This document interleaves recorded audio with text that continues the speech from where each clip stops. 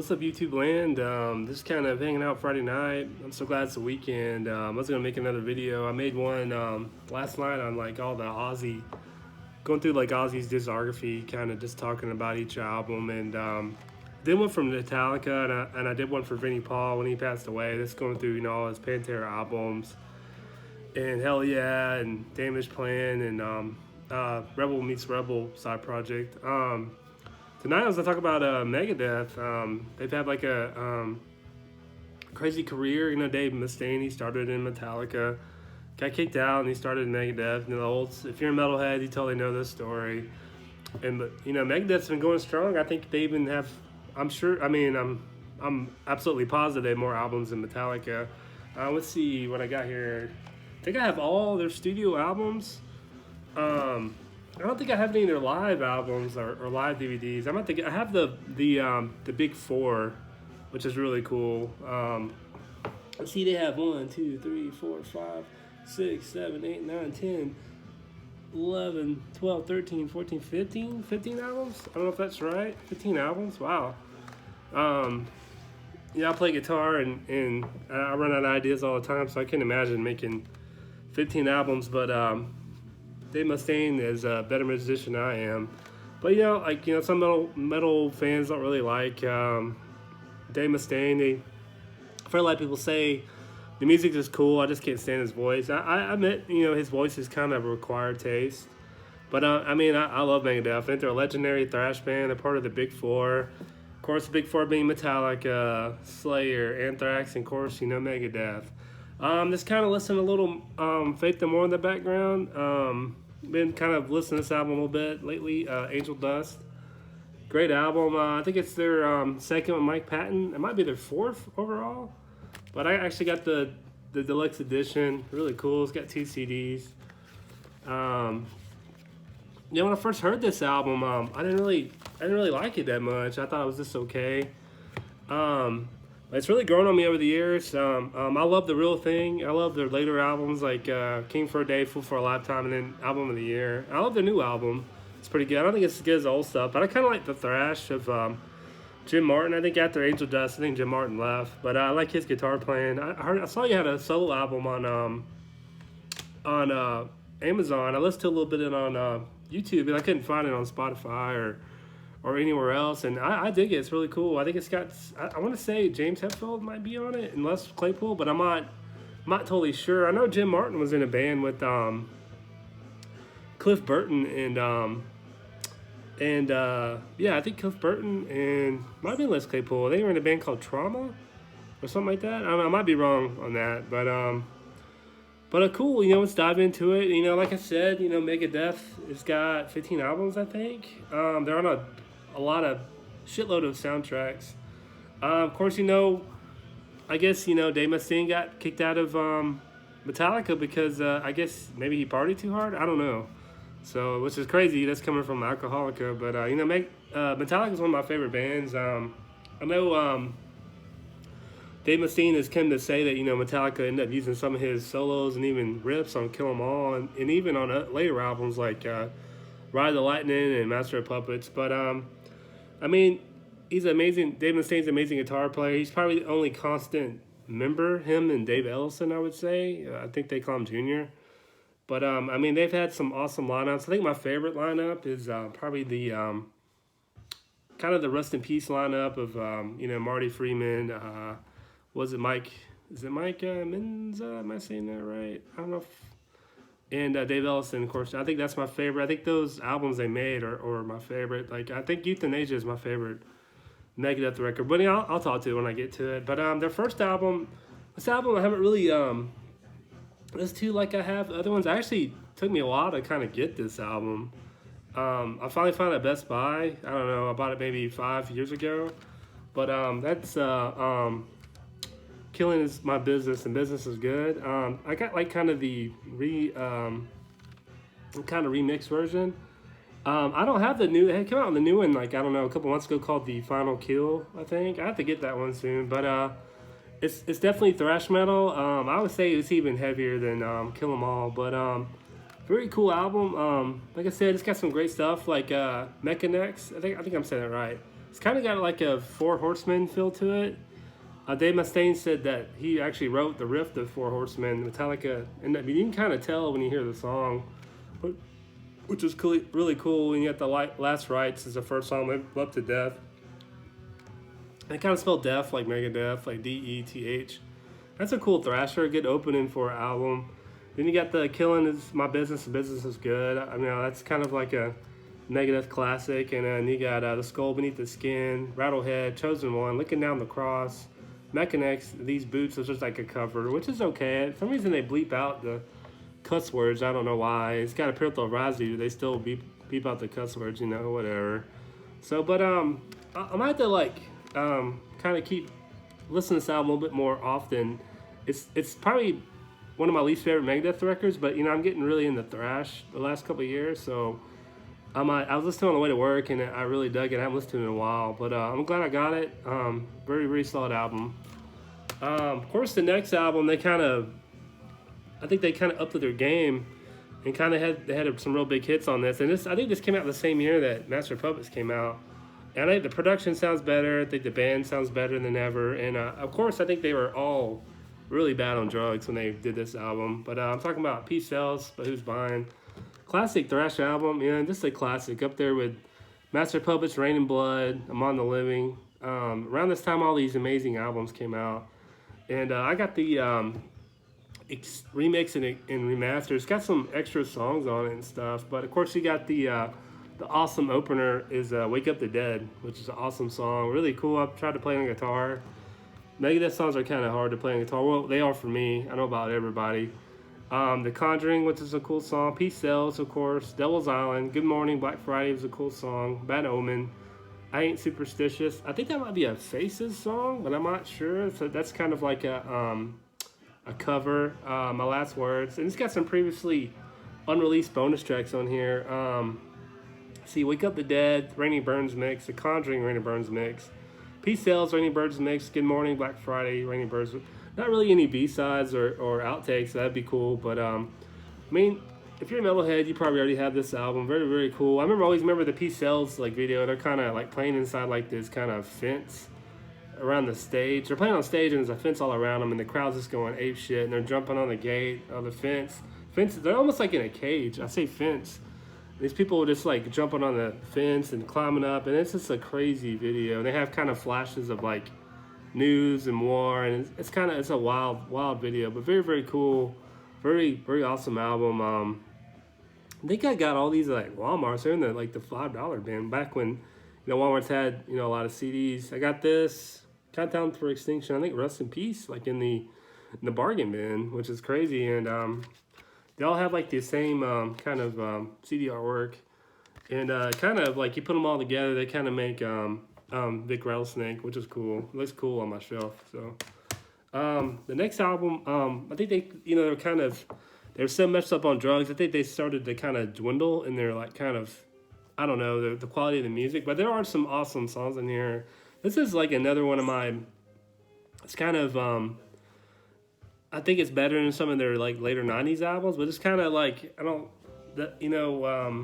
some of the songs make up for it. Like In My Darkest Hour, it kind of makes up for like kind of the other songs.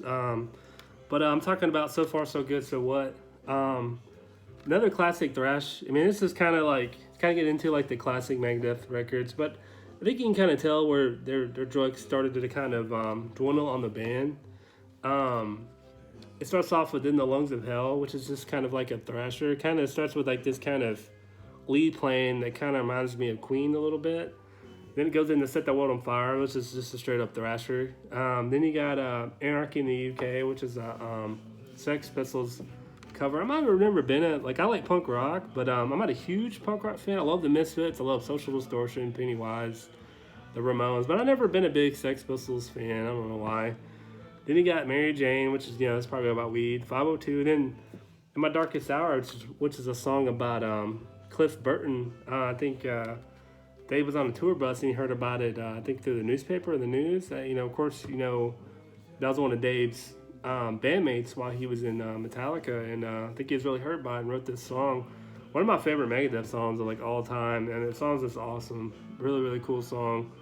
And you got Liar, Hook in the Mouth. It's another one of the albums I haven't really listened to as much as I have the other ones. I need to like pop it in, just kind of listen. It'd be good for a good listen. I might do that tonight when I get done listening to Faith No More record. Then you got previously unreleased bonus tracks.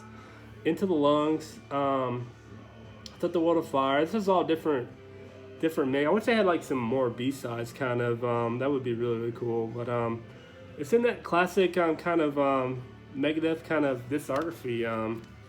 Of course, it's got the kind of the CDs kind of all look alike. And I've heard stories that they kind of used the budget on this record kind of for more drugs than they did the production. And I heard stories about Dave Mustaine telling about the recording of this album, like they were staying at the producer's house, and I think the producer had the studio in his house, and they went out in the middle of the night, and they saw a producer in his underwear feeding like his like cows or something, or goats or something like that, and he said it's like, what the hell. But anyway, I think after this record, I think Dave and maybe some other members went to rehab. They were so messed up, and then they got out. I think they were clean for a little while, but they kept kind of relapsing. And I think a couple band members left too. I think it was just Dave Mustaine and Dave Ellison were the only like members left, and they got of course the classic lineup. Marty Freeman on guitar. I think he was in can't remember what band he was in before Megadeth, but I think he tried out. I think even Dimebag from Pantera tried out for Megadeth around this time. And Dave Mustaine was going to give him the gig, legend has it. And he says, well, cool, I won't be in the band without my brother, of course, Vinny. And I don't think, like Dave told me he already had a drummer. So that would have been wild for Dimebag to be in Megadeth for a while. It'd be wild. But we probably wouldn't have the amazing Pantera, one of my favorite bands that we have. I think even Kerry King was in Megadeth for a while, maybe before he started Slayer. I don't know. That's the rumor.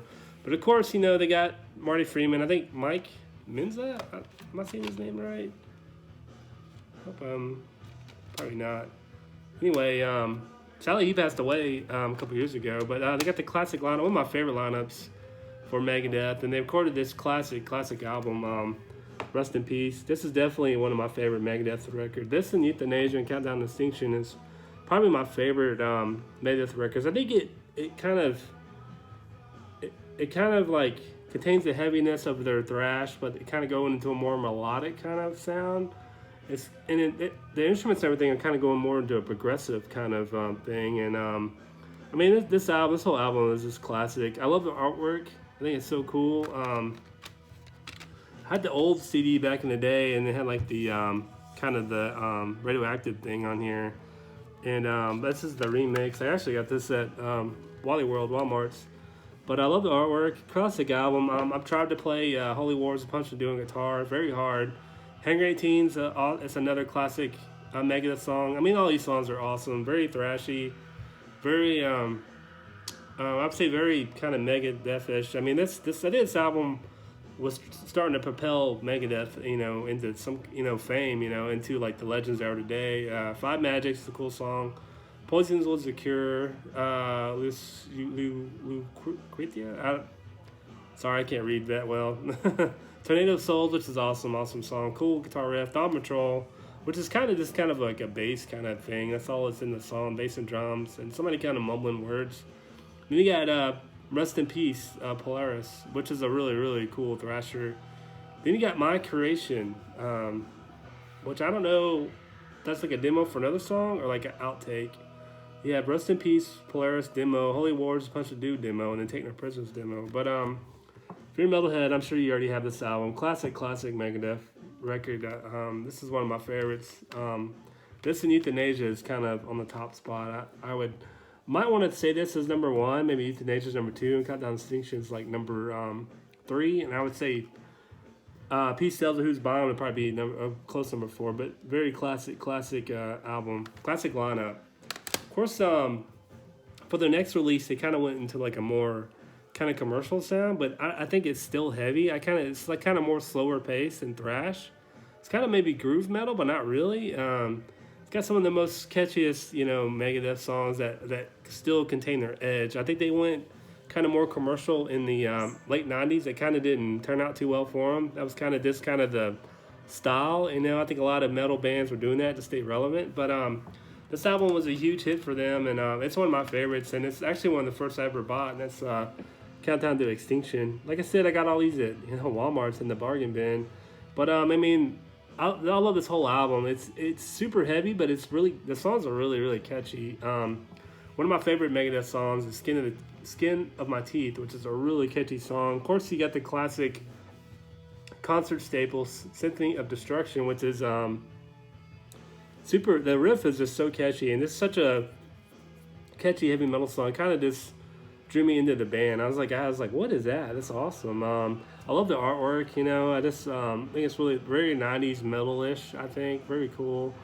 Kind of reminds me of like the Unforgiven Metallica video a little bit. I don't know why. Horticulture of Aggression, which is a cool song. Foreclosure of a Dream. I think it's about Dave Ellison's dad losing their farm or something. It's kind of like a ballad, kind of like in the vein of In My Darkest Hour, but very cool song. Slit Bullets, another Megadeth classic. It sounds awesome live. I actually got a video live when I went and saw them live, I don't know, 2 years ago playing it. And This Is My Life is a cool song. Countdown to Extinction is awesome. High Speed Dirt is really awesome thrasher. Psychotron, which is a cool song. Captain Honor, Ashes in the Mouth. And it's got some bonus tracks. It's actually got some B-sides on this one. Crown of Worms, previously unreleased in the U.S. Countdown to Extinction demo. Symphony of Destruction demo and Psychotron demo.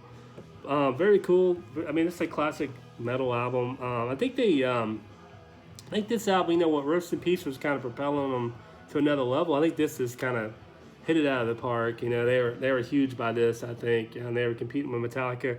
Still, Metallica beat them with the Black Album. It's the Black Album made them huge, and Megadeth were never as big as Metallica, but this made them huge. I think this went like double platinum. I don't know what it is now, but they went on tour with Suicidal Tendencies opening up for them, and then I think even that tour, I think it was Stone Temple Pilots too, if you can believe that. Back in their kind of core days. So I think it was Stone Temple Pilots, Suicidal Tendencies, and then the headliner was Megadeth. I remember seeing that on Headbangers Ball back in the day. Ricky Rackman kind of went out and kind of was going with them. Kind of went out to their concert and just kind of interviewed them, all that stuff. But very cool, very classic album. A lot of people give a shit, now because they don't think it's heavy enough or something. But I think it's a heavy album. It's very catchy, melodic, very awesome album. I'm not clear what came out first. I want to say this came out first. This is kind of like an EP of stuff they put on compilations and soundtracks. It's kind of like an 8-song thing. I think it's kind of out of print now. I got it at the UC store. That is Hidden Treasures.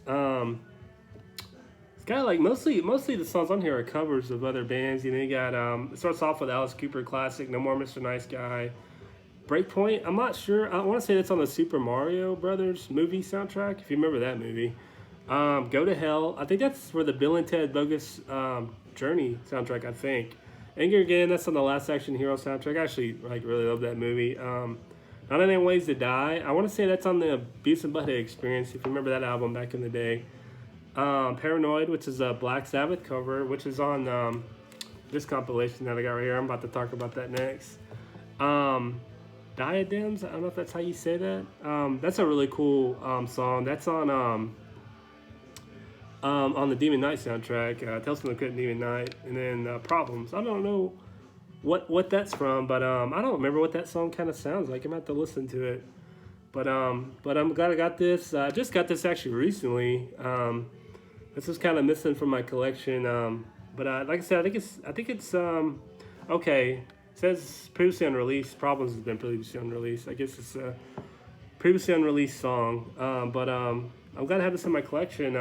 Wish I had a better copy. Like their book is kind of just like a page. But very cool. I remember them going on Headbangers Ball and kind of talking about this record. But very cool. Like 8 songs. I guess the EP, but I'm glad to have it. This next kind of compilation album, I guess it came out in 1994.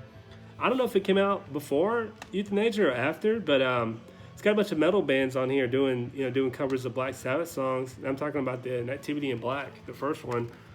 And of course, Megadeth does Paranoid, which they do an awesome version. I think they played it like maybe one time. Like I think it was like the first take, and it sounds awesome. They've said in interviews that they hate the take, but I mean they sound great to me. Of course, the first, it's got a lot of metal bands from the '90s that I still listen to. They're still great. Of course, you have the first band on here is Biohazard playing After Forever. Great Sabbath song from Masters of Reality. And then you have White Zombie playing Troll in the Grave, which at the time, White Zombie, Rob Zombie was kind of a new artist, new band. Really awesome cover. Of course, you had Megadeth playing Paranoid. 1000 Homo DJs playing Supernaut. I think that's Al Jordison from Ministry and Trent Reznor. They kind of did. I think that's what I heard, but I'm not sure. And it's just an okay song. Kind of, the sign of the times at, 1994, Nine Inch Nails was huge and Ministry was huge, and kind of a sign of those bands. A lot of bands came around that kind of sounded industrial. Like, I love Ministry and Nine Inch Nails. Then you have Ozzy Osbourne with Therapy doing Iron Man. I don't remember what that sounds like. I have to listen to that. Corrosion of Conformity doing Lord of this World, which is awesome. Corrosion of Conformity is an awesome band.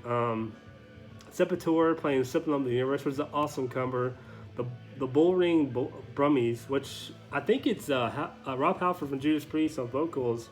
I think Geezer Butler on bass, but I don't know who's playing guitar and drums. But a really, really good cover of The Wizard. And this is an awesome version of the song. It's Bruce Dickinson with Godspeed, which I never heard too many of their albums. But they do a version of Sabbath Bloody Sabbath, which is like kick-ass. Very, very cool version. Ugly Kid Joe doing NIB. I'm kind of new to Ugly Kid Joe, but I like them. I love their version of Cats in the Cradle. My wife actually turned me on to them. Faith No More doing War Pigs Live, which is, I think it's from the Live at the Brixton DVD or show, I think. Typo Negative and Black Sabbath, which Typo Negative is an awesome band. They actually make it sludgier and heavier than the original, which is really hard to do. Of course, after Countdown to Extinction and Megadeth were kind of going down the route of doing more melodic songs. Kind of, I think Dave Mustaine's songwriting just got better, catchier. But I don't think the edge dwindled or anything. I think it's this next record is like a heavier record, but they kind of kept the kind of melodicness and kind of catchiness of Countdown to Extinction. This is one of my favorite Megadeth records. I don't know if anybody will give me shit for that, but this has got some cool stuff on here, and I'm talking about Euthanasia. I don't know how many times I listened to this Megadeth record. It's one of my favorites. I actually like the artwork. It's kind of sick, but I like it. I don't know why. I think that's a painting, actually, which I think is really cool. Then you got Vic Rattlesnake on the back. Of course, it's got the Euthanasia kind of thing that they're doing. Very cool. This is, like I said, this is like, I think after Countdown to Extinction, this is my next Megadeth record. This is still my favorite. I mean, it just comes out of the gates rocking, Wrecking Day. Awesome song. Kind of like Skin in My Teeth, kind of like, how Queen, they kind of, they came out with, Night at the Opera, and then the next album, it was Day at the Races. Kind of, they both named after Marx Brothers movies. They kind of all kind of had the same kind of, they opened up with the rocker. They had the weird song. I mean, I want to say weird, but they had the kind of theatric songs like, Bohemian Rhapsody. And of course, Day of the Races one is well received as, Day of the Races one well received as a Night at the Opera, but still they had the same kind of like tracking, the songs were kind of in the same order, kind of like they had the rocker, they had the kind of acrobatic song. Megadeth kind of did the same thing, not comparing Megadeth to Queen, but, they come out with the rocker, Wrecking Day, kind of like, Skin in My Teeth from Countdown to Extinction, and they had Train of Consequences. It was kind of like this album's Symphony of Destruction, which it's got a cool riff, almost reminds me of like a Pantera riff or something like that. Which Dave, for some reason, he was on Headbangers Ball talking about this record. I think Ricky Raglan came out of their studio. They built a whole studio in Arizona to record this album. I think the whole band moved there, and Dave was kind of talking shit about Pantera. I don't know why, but he's saying Pantera kind of ripped them off, which is total bullshit. And this Dave just being Dave. But you know, yeah, Addicted to Chaos. You know, it's kind of going like the same way as you know, kind of Countdown. You have the ballad was number 4. A Tout Le Monde. I think I'm saying that right. I think that's French. Really cool ballad. Legion Fields is a badass song. One of my favorite Megadeth songs. Very, very cool. Remember me and my buddy would go to like a bar, and of course they always play rap music and all this bullshit, you know. But I mean, if you like that, it's cool. I like some rap music. But we hear all the time, when me and my buddy are drinking, we kind of want to hear rock, metal. We kind of want to hear. They made the mistake of getting a jukebox in there, and we would play we played different songs, but for some reason we'd always play Elysian Fields. He would put it in, or I put it in, and it would come over the speakers in this like, it was like so loud and rocking, and of course the manager would get pissed, and whatever. We're putting money in there anyway. The Killing Road, Blood of Heroes, Family Tree, Euthanasia, I Thought I Knew It All, Black Curtains, Victory. All these songs are solid. It's a solid album. It flows really good. And my version's got some bonus tracks, which they actually put on a later album, which I'll talk about too. Millennium of the Blind, New World Order, Absolution, it says it's instrumental, and then Tout Le Monde demo. But they actually re-recorded a Tout Le Monde. I hope I'm saying that right. It doesn't sound like I am. But they kind of did it again and on the... was it United Abominations album? They kind of did it with Christina from Lacuna Coil, which is cool, but I think I like the original version better. But the next album, like I said, after Euthanasia, I think it was another... I don't think it was as big as Countdown to Extinction or Rust in Peace, but it was still a big album. In the 90s, it sold record stores. They're still selling albums. Megadeth was still a band to be reckoned with. And I think it even went platinum, triple platinum, double platinum. I don't know what it is now. Anyway, Megadeth just kept going into that kind of more of a melodic direction. I don't know if that's what the band members kind of wanted, or that's what Dayborn, and I'm not really sure. But this isn't like a bad record. Like again, I think it's just a sign of the times. Grunge bands were huge. Soundgarden was huge. Alice in Chains was, Smashing Pumpkins were huge. Metallica, came out with Load, and then later came out Reload. I think everything was kind of going to alternative metal kind of thing. I don't know if the record label was pressuring them, but this is still a solid album. I remember hearing Almost Honest on the radio, and I was like, wow, that's actually really cool. I didn't like Megadeth at the time, but I heard that song. I was like, well, that's really cool.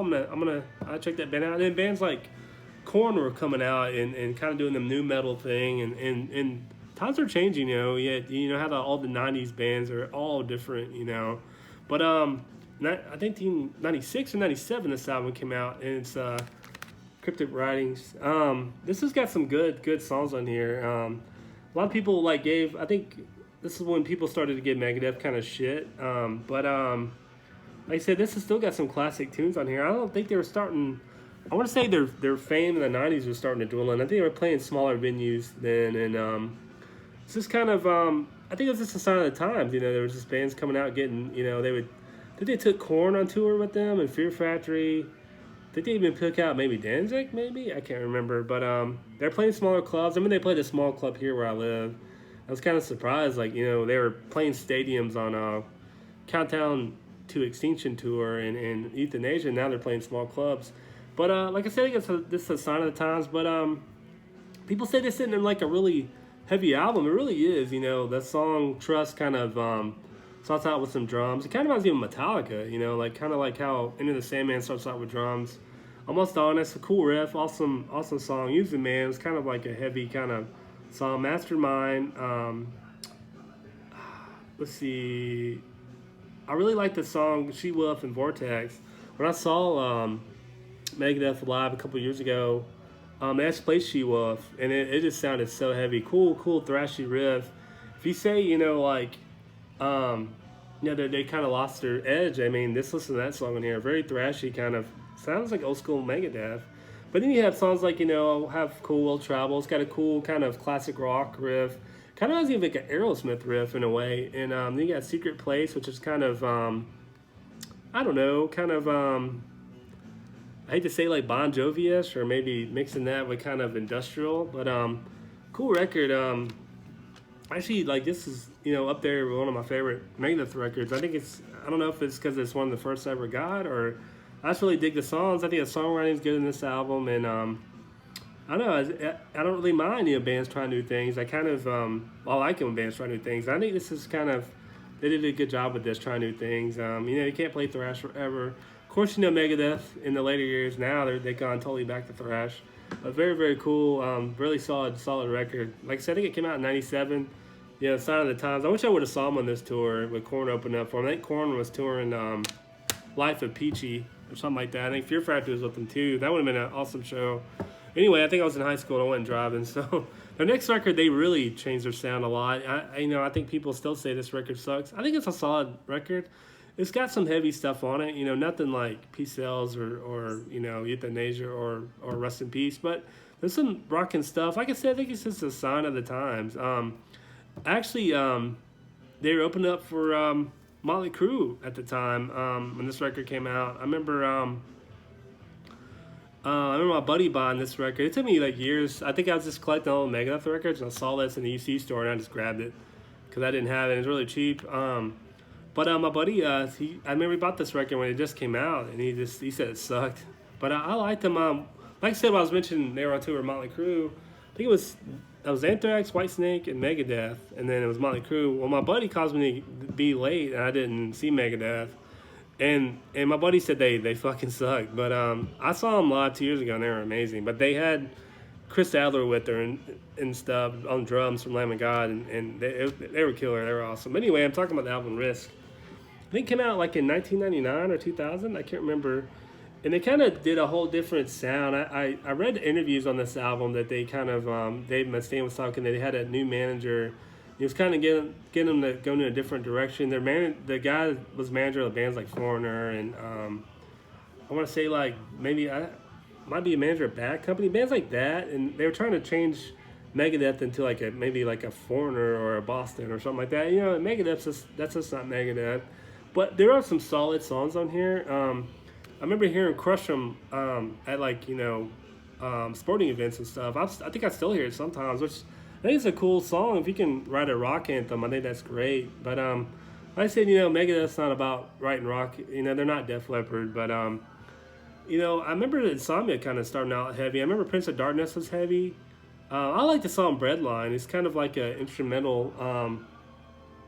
They had a VH1 show at the time. This is I don't know, it might have been 20 years ago now. That it was called The Rock Show, and they would play the video from Breadline. The song was, kind of new, and I thought it was a cool song. And I like Wanderlust. For some reason, that reminds me of a Fleetwood Mac song. I don't know why, but there's some heavy stuff in here. They kind of add like some techno elements, but it's still there's some rockers on here. This is probably my least favorite Megadeth album of all their discography. It's just not. But the thing is, I've listened to it more than some of the other ones. But I think it kind of gets lost in the shuffle. Kind of underrated if you're just kind of in a chill mood. Sometimes when we throw that on, it's not as bad as everybody says it is. But I listen to it with an open mind. Like I said, it's got the artwork. It's got some crazy artwork. That's not the original artwork. The original artwork's a little different. This is kind of the reissue. But like I said, underrated album. Next, I don't know if this came out before Risk or after. I want to say it came out after Risk. This is another Black Sabbath tribute compilation, Activity in Black 2. And this has got a lot of the bands from kind of the the early 2000s, late 90s, the kind of the new metal bands. And it's got Pantera on here. But I don't know which one I like better, the first one or this one, but I want to say I like the first one better. But this one's got the bands do some great jobs. Like I said, these bands are kind of old now, but at the time they were brand new bands, and it kind of it breathed life in some of these songs. But let's see, it starts off with Godsmack doing Sweet Leaf, which is cool. They do an awesome job. Machine Head doing Hole in the Sky, and I love Machine Head, but this is when Machine Head's kind of doing like the Burning Red, the rap supercharger kind of thing. So one of my favorite kind of era of Machine Head, Static X did Behind the Wall Sleep, which is really, really cool. So this is them down doing, I'm sorry, I skipped Megadeth. Megadeth doing Never Say Die, which that's kind of an obscure Black Sabbath song from, the last album with Ozzy for a long time. And I actually love that album, and Megadeth does a really good song, a really good version of that song. So this is them down and doing Snowblind. Their version of Snowblind is like awesome. they kind of turn it into their song, which is like awesome, awesome. Then you have Pantera doing Electro Funeral, which Pantera just, I mean, Dime on guitar. They do a really, really good job. They've done a couple of Pantera, I'm sorry, they did a couple of Black Sabbath songs, and they always kill it when they do it, and they do a really, really good job. They got Promise with Ozzy doing NIB. I remember they used to play on the radio a little bit for a while here where I live. And they got Slayer doing Hand of Doom, which is really, really cool. Soulfly, Under the Sun, which is a cool version. Head PE doing Sabbath Cadabra, which I like Head PE, but this it's just kind of dumb. Monster Magnet doing In the Void, which is just kind of dumb too. And then you have Busta Rhymes, Iron Man, This Means War, which is kind of dumb too. That's kind of what kind of brings the album down, I think. And but the first half is solid. This next album, this is the last for a while. You know, after this album came out, Megadeth broke up. I think Dave Mustaine kind of he was sleeping on a chair, and I think he had his wrist over the chair, and he kind of was leaning on it. And I think he got like kind of some kind of nerve damage in his hand, and he couldn't play guitar. And I think he broke up Megadeth after this. But which is sad because I think Dave Mustaine started to turn the boat around on Megadeth, kind of started to get it back on the thrash metal thing. And I'm talking about The World Needs a Hero. It came out in 2001. That album cover's kind of crazy, but it's probably not their best album, but it's kind of like, again, the lineup was kind of changing after Risk. I think Marty Freeman left, and Dave, I'm about saying his name, Minza. I might not be saying this right. I hope I'm saying his name right. But anyway, you got some another guitar player, another drummer, and I think the guitar player came from Alice Cooper's band, if I'm not mistaken. This album ain't the best. It's got some thrashers on it. I've only listened to it a couple times, but it's got some cool stuff. Disconnect, I can't remember what that sounds like. The World Needs a Hero. I remember Moto Psycho. They used to play that on the same show, rock show, and it was okay. 1,000 Times Goodbye is okay. I remember they did another version. They did kind of like a sequel to Return to the Hangar, which is pretty. It was alright, kind of a sequel to Hangar 18. Then you have Dread in the Future's Mind, which is kind of a thrasher. I remember that was like, if you got the Capital Punishment, the kind of greatest hits of Megadeth, that was on there in another song. But I mean, it's a pretty good song. Probably not my favorite. Like I said, I thought Megadeth was kind of over after this, but they kind of regrouped and keep trucking on. I guess Dave Mustaine went to kind of rehab on his wrist and kind of got better. So, but I mean, I have to give this another try. Like I said, it's kind of one of the neglected Megadeth albums. It's not one of their better ones, but it's pretty solid nevertheless. Next album, they came out for a while. You know, Dave Mustaine was kind of recovering from his hand injury, so he got the original guitar player Chris Poland back for this one album. And like I said, this is another album where I haven't really listened to it that much. I remember when it came out, it was kind of a return to Megadeth because it sounds like classic Megadeth. They went kind of back to their thrash kind of thing. And I'm talking about The System Has Failed from 2004. Like I said, it's another Megadeth album I need to kind of listen to a little bit more. But I mean, it's you know, it's classic Megadeth. You know, Dave Mustaine was turning the boat around. And I think this is the product of that. I remember Black Metal Universe is kind of really Peace Tells of Who's Buying kind of sounding. Die Enough. You know, it's kind of like like I said, you know, kind of a classic sounding Megadeth kind of song. You know, Kick the Chair. I remember that being really heavy. The Scorpion, Tears in a Viral, I Know You Jack, Back in the Day, Something That I'm Not, Truth to Be Told, Of Mice and Men, Shadow of Death, and My Kingdom. That's another record that kind of got neglected by me. I haven't listened to as much as the other one because they have just such a huge library of music. But I remember this being pretty good. I'm gonna give it a try. You know, but like I said, they got Chris Poland back from the Peace Tells Who's Buying days, but I think he left shortly after. I guess him and Dave didn't really get along. But like I said, pretty solid record nonetheless. I think after that, you know, the System of Sells record. This is another one of my favorite lineups of Megadeth. It kind of reminds me of like the lineup. I call it the Rust in Peace lineup. And you know, it's got Chris Broderick on guitar. I think Sean Dover. You know, of course, Dave Mustaine, you know, guitar, vocals, and then you got Dave Ellison on bass. But I think that Dave Ellison came back too. I don't think he was on System Has Failed. I don't think him and Dave were getting along. I think Dave Ellison was suing Dave in court for something, royalties or something, and I think Dave Mustaine ended up winning. And this is a classic. This is kind of a solid. I remember I kind of got out of Megadeth for a while, and this album kind of got me back into them. And it sounds like it could be a classic Megadeth record, and it's nodded Abominations. Cool album. Very kind of going back to almost looks like Peace Sells Who's Buying kind of artwork, but every song's like super Megadeth-y. Like, you know, there's just some really good songwriting. Sleepwalker, Watching His Next, Never Walk Alone, A Call to Arms, United Abominations. This is a cool song. Gears of War is a cool song. Blessed Are the Dead, Play for Blood. Another version of A Tooth Le Monde. I hope I'm saying that right, but it's actually got Christina from Lacuna Coil singing with them, which gives it a little bit more kind of, you know, emotion to it, which is cool. Solid album. I think it's when they started getting like Andy Sneap to kind of produce it and kind of mix it, and it adds a little gloss to it. I love the kind of CD. The CD looks cool. I think the CD looks better than the artwork on the front. Kind of comic booky, but I love it. It's really cool. Solid Megadeth records. Kind of getting order, just kind of getting back to the Megadeth we love and we know and love. But cool, solid record. Like I said, you know, when Megadeth's just kind of stayed on a path, I think, and then it just it's kind of started with System Has Failed, and I think that each album got better and better and better. I think United Abominations was better than the System Has Failed, and this is one of I think the best Megadeth records in a long time. Probably since Rust in Peace or Euthanasia, and it's super heavy too. It's got some great thrashers on here. I just think the lineup was like one of the best since the Rust in Peace lineup. I don't know why this album's out of print on Amazon. It's going for $50. I don't know why, but I'm talking about the end game. Solid Megadeth record. You got Dave on the back. So, but got some real thrashers on here.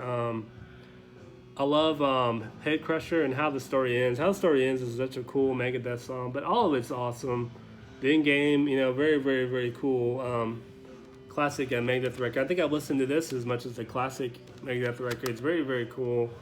I think they signed a Roadrunner when they were on these records, and then they're just making classic metal albums again. I think Megadeth got to be in Megadeth. I think again, it's kind of like a old friend. They came back to visit. They're back. But I think it's just a testament to the lineup, and I think Dave was in the right headspace.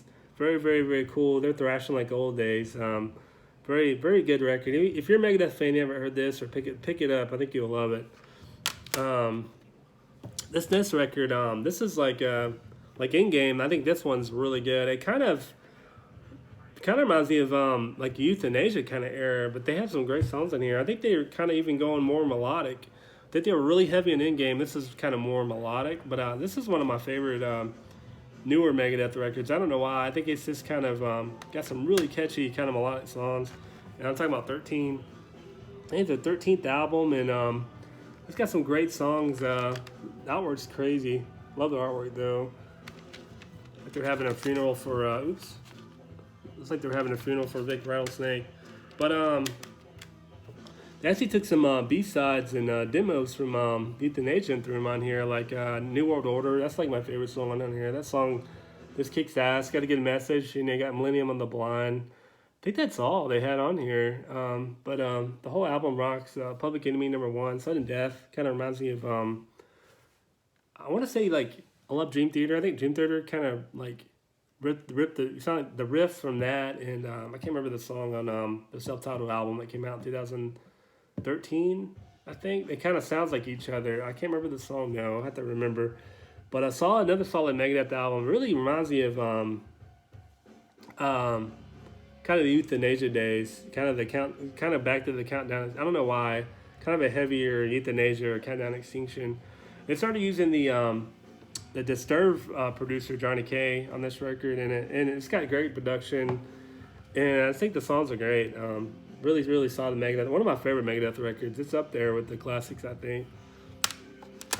This next record, I think it came out in 2013. I remember going to Walmart's buying this and the new Black Sabbath record with Ozzy. The first Black Sabbath record in I don't know how many years.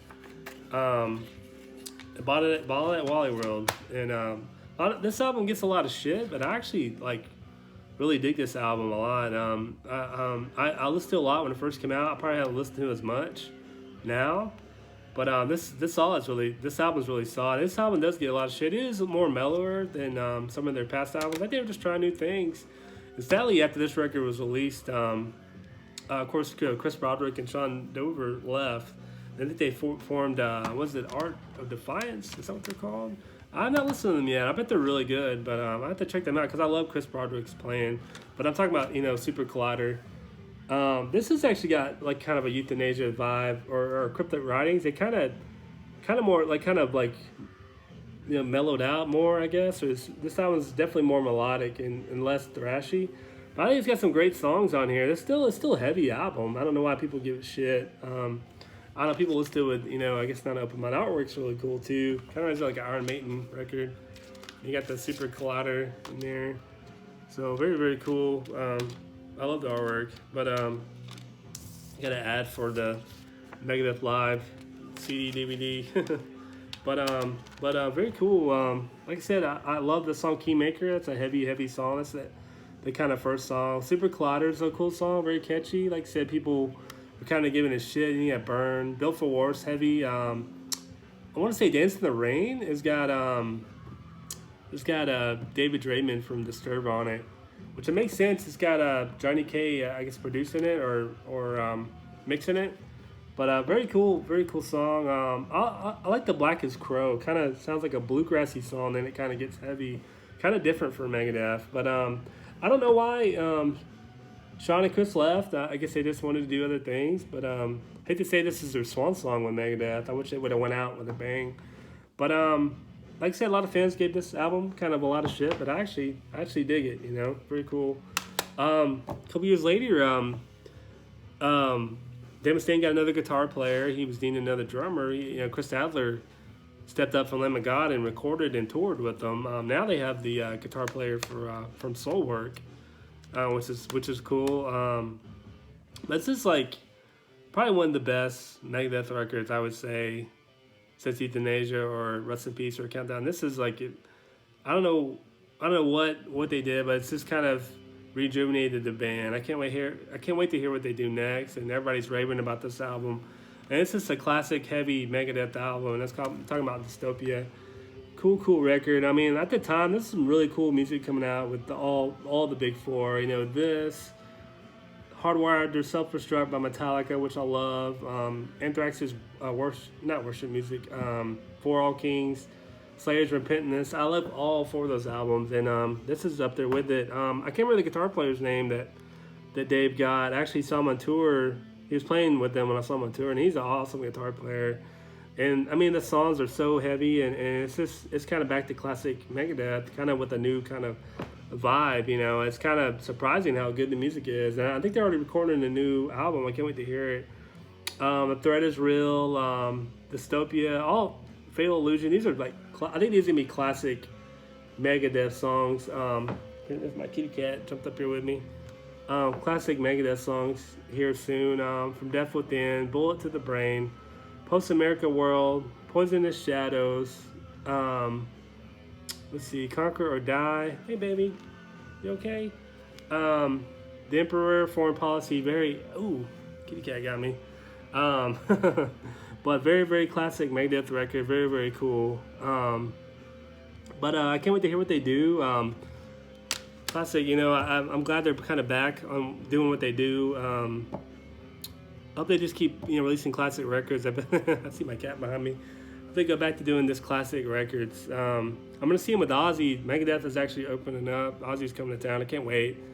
Well, that's my Megadeth collection. Have a good weekend and cheers.